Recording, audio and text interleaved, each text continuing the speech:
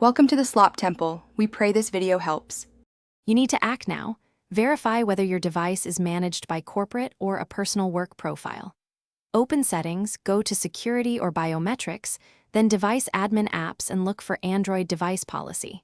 Once done, revoke its admin rights if the option is available, tap the app and choose Deactivate. Make sure you have local backups. Photos, contacts, and any work data may be removed. If admin revoke is blocked, note that enrollment remains active, and we move to the next steps.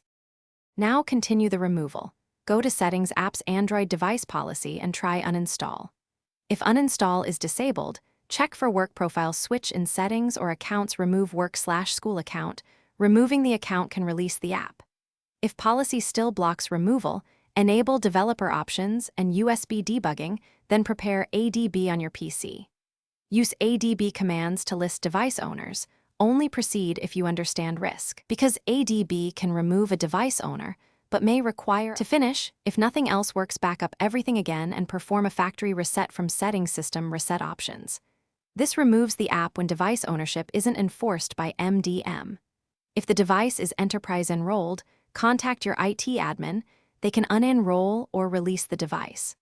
Troubleshooting tip: if a reset fails, re-enroll briefly, then use Admin Console to remove enrollment, or use ADB to check device owner status. Make sure to resync accounts and verify app absence after reboot.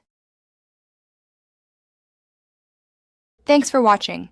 Consider subscribing if we helped you.